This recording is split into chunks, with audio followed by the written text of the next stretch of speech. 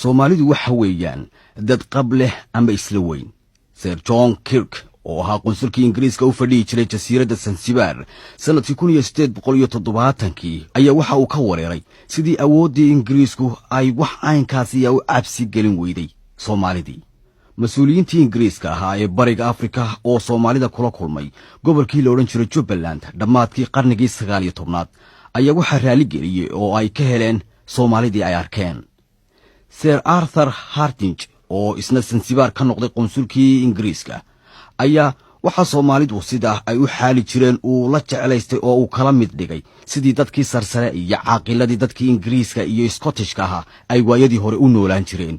waxaana uu ku tilmaamay Soomaalidu inay sifooyinkan lahaayeen oo waxa uu yiri horta waxay ahaayeen dad raganimo leh culumada da'da waaweyn ee shuyuukhda ah iyo bidaartoodu sida qaab kale ee ay u gooday iyo gadhka timihii ciroobeen ee caddaaday muuqaasi sida uu yahay ayaa waxa uu Sir Arthur sheegay inay u ekaayeen uun beeraleydii Ingiriiska. indhahooda saafiga ah iyo fahmadooda degdega badan iyo eegmadooda ayaa waxa ay ka soo jeedeen nolol caafimaad badan oo aanay waxba shaashaynin sida waxyaabaha dadku qaataan ee tamarta lagu kiciyo. dadka Soomaalidu fikrad ahaantay ayaa waxa uu yiri waxa weeye dad aan si naba loo agdhigi karin dadka degan qaybtani Afrikada ah haddii ay tahay maskax iyo geesinimaba. waxa ay Soomaalidu ka yimaadeen dhinaca waqooyiga ah buu yiri iyagii oo duulaan ah markaasay kiciyeen oo ka wadeen dadkii iyaga dhulkaasi ugu horreeyay oo kala ah gaala iyo baajuun. ma aha buu yiri dad ka baqaya qoryo iyo hub loo qaato. wax yar muddo ka dambeysay waqtigii Sir Arthur Hardinge ayaa Sir Charles Eliot oo ahaa gudoomiyihii Ingiriiska ee bariga Afrika ayaa waxa uu faallo ku sheegay in Soomaalidu ay iyaga qudhoodu isku arkaan kuwa ama la mid ah Ingiriiskii ama kaba sii sareeya. shakhsiyadda qofka Soomaaliga ah uu leeyahay waxay ahayd mid si aan kala go'o lahayn ay uga hadli jireen saraakiishii reer Yurub ee ka shaqaynayay Somaliland oo ay hadal hayn jireen uun amaan iyo ceebiba waa jireen. shakhsiyadda Soomaaligu waxa ay ku sheegeen inay ahayd mid ay iswehelinayeen calaamooyin aan meel wada degin fudayd iyo saldhigasho la'aan hadalka oo taagtaagan oo sidii dagaal oo kale la moodo. sidaasi darteed Soomaalidii beriyaha cadan soo gali jirtay mas'uuliyiintii Ingiriiska ayaa waxa ay sitaan ee hub ah ka dhigi jiray. waxaa jirtay inaan laba danan jirin mustaqbalka imani doona cirweynina waa jirtay. waxaa jirtay is ammaanid xad dhaaf leh iyo sharaf weyni aan bini aadamka cidiba ka sharaf weynayn. qadaris xumo iyo kibir seetada goostay oo matalan haddii uu gaal soo agbaro qof Soomaali ah tiyo gaalka loo jeedo ayaa candhuufa qofkaasi uu ku tufi jiray dhulka.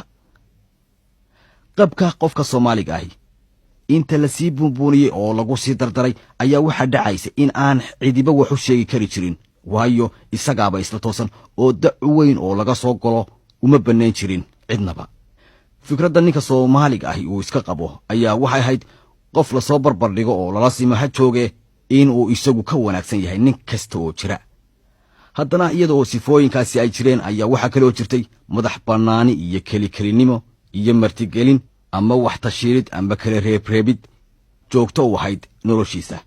halisi meel ay jirto kama gaban jirin tiyo xataa marmar lagu nafwaayayo oo geesinimo iyo waxa uu lahaa adkaan wax la barbar dhigaa aanay jirin. dhulka uu hooyga ku leeyahay waxa uu u dhaxeeyaa lamadegaan iyo kayngaab odaxley ah oo uu noloshiisa ka heli jiray. sida lamadegaankaasi loo naasnuugo biyo iyo baadba aad ayuu ugu darnaan jiray oo xeelada yaqaanay. Soomaalidu waxay ahayn dad aad iyo aad u dagaalyahanina iyagoo isticmaalaya tabo lagu hoogo. waxay qaadan jireen gaashaan ka samaysan haraga gariga oo waxay u dagaalami jireen laba iyagii oo ninba wato waramo wax tumaatiya oo af leh iyo bilaawe amba golxad oo inta midi kii kale ku soo maqan yahay ayaa isagiina midii ku taala. waxa ay jeclaan jireen Soomaalidu dagaalada gaadmada ah iyo kuwa gacantaba la isula tego ee kaymaha gaagaaban ee jiqda ah la isku haleelo. Soomaaligani ugu geesinimada badan ee ugu qabka badan ee dagaalyahanka ugu naxariista daran ah ayaa waxa uu awoodi kari jiray inuu sameeyo haddana wax weyn oo gobonimo leh oo waxa uu diyaar noqon jiray inuu dhiigiisa u qubo dhulkiisa.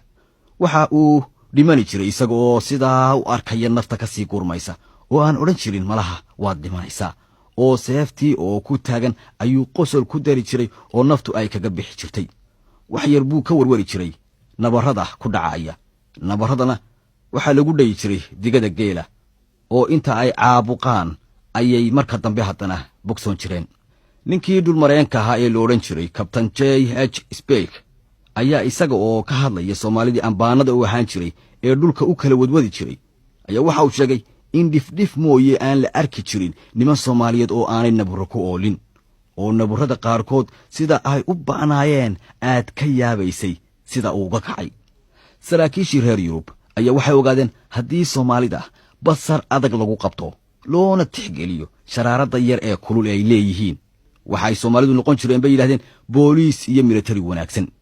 inkasta oo marnaba aanay ogolaan jirin in lagu xamaasho oo aanay dhabarka ku soo leexinaynin. xagga dhar xirashada Soomaalidu amba military ha ku jiro, amba ha ku taagnaado dirayskii Ingiriiska, amba garan ha xidhnaado, amba surwaal gaaban, amba dharkii hidaha u ahaa, amba toob, amba mara khayli ah oo uu ku yaalo shagaarkii sida dharka Scottishka ah oo weliba aad loo jeclaa haddii ay ku taalo shaambadii warshada dharka samayn jirtay ee Manchester, ama marada la soo daray balay milmil ku yaala oo biyo dhooqa leh oo midabka huruudda ah yeeshay. wax kastaba ha soo gashadee Soomaalidu waxay ahayd dad sida loo qoray ama qaabkoodu ay ishu qabanayso oo dirays qaad fiican. tani waxaa si gaara loo arki jiray marka ninku uu ugu xoogga badan yahay ee uu isku buuxsamo, isagii oo galkii seefaha noocyada kala lahaa ee tolkiis gacan ku sita, ta kalena gaashaan qaabka wareegga oo kala leh oo ka samaysan haraga geriga amba wiisha amba goodirka, gal yar oo isna harag ka samaysan oo kitaabkii quraanka ahaa uu ku jiro oo inta suun haraga dacalada loogu xidhay qoorta laga soo lulay oo halkaas barbarta sidaa uga soo dhacay. xagga diinta Soomaalidu waa muslim wanaagsan oo waa sunni, walow ay xumad jidbaahi ay ku jirtay, sida marka nin darwiisha amba wadaad diinta uu u marinayo intaan meel baad leh loo guurin, ama marka la doonayo in weerar la qaadayo lagu soo guulaysto. xagga haweenka sida loola macaamilo Soomaaligu waxa uu ka soo dhex baxay dunidii muslimka ahayd. haweenka xijaab laguma hayn jirin oo waxoogay xorriyada oo aan dunida carabta lagu haynin ayay qabeen. Soomaalidu waxay ahaayeen dad safsafra oo socodka ku daran, nasiina la'aan, iyagii oo socoteen jiray oo wax badan aan qaadan jirin oo haddana goor walba guurguuri jiray ayaa waxaa loo yaqaanay oo la odhan jiray dadkii bilaa barkimada ahaa.